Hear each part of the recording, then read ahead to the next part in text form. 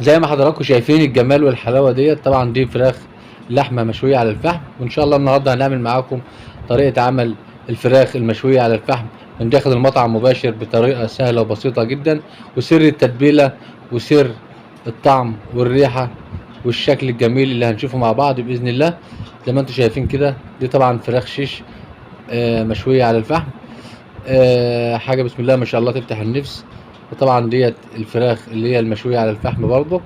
طبعا احنا بنجيب لكم صور سريعه كده من داخل المطعم لانواع المشويات اللي هي بتبقى في المطعم مباشر. زي ما حضراتكم شايفين بسم الله ما شاء الله، دي الفراخ المشويه على الفحم هنعملها مع بعض بطريقه سهله وبسيطه باذن الله.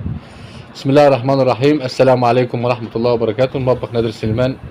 هنعمل مع حضراتكم طريقة عمل الفراخ المشوية على الفحم وسر التتبيلة والطعم والشكل بإذن الله بطريقة سهلة وبسيطة. زي ما حضراتكم شايفين طبعا الفراخ منقوعة في مية وخل وملح زي محلول كده، بتاخد لها يجي ساعة أو ساعتين. زي ما انتم شايفين الفرخة بسم الله ما شاء الله لونها مفيش فيه أي دم ولا في أي حاجة.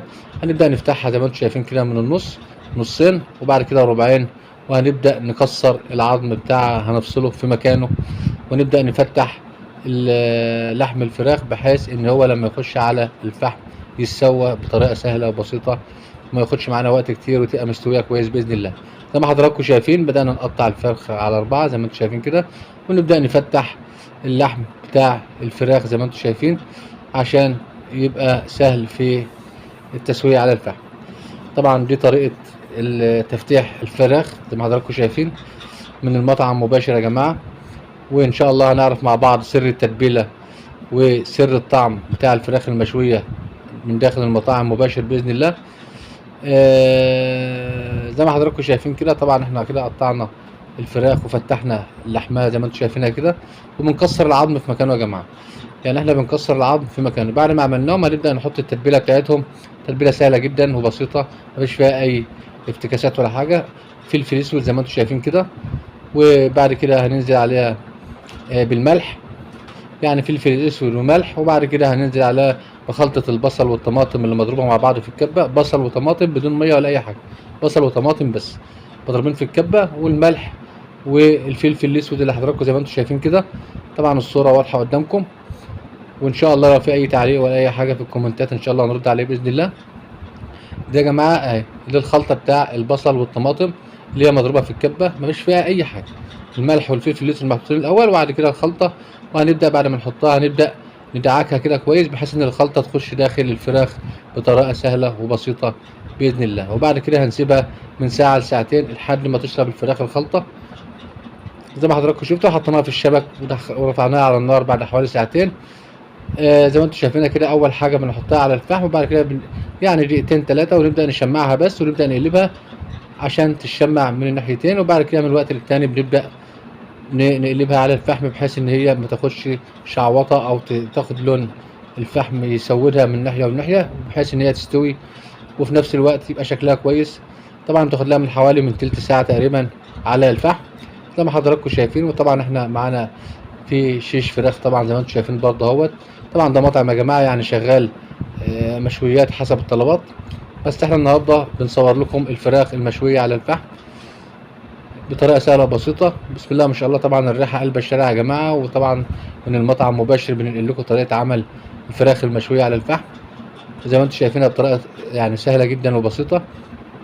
من وقت للتاني بنبدا نقلب الشبك بتاع الفراخ بحيث ان هو يستوي من ناحيتين وفي نفس الوقت ما تبقاش ناحيه واخده سوا وناحيه لا. بطريقه جدا سهله وبسيطه هنعمل معاكم الفراخ المشويه على الفحم زي ما انتم شايفينها كده. هنبدا نقلبها يعني عن الجنبين من الوقت للتاني لحد زي ما انتم شايفين شكلها دلوقتي. بسم الله ما شاء الله. طبعا الفراخ اللي هي شيش اللي هي معموله على السيخ زي ما انتم شايفينها بتستوي بسرعه لانها طبعا بتقطع قطع صغيره. احنا برضه حبينا برضه نوريها لكم في وسط الفيديو كده حاجه برضه شكلها تفتح النفس. بسم الله ما شاء الله زي ما انتم شايفينها كده.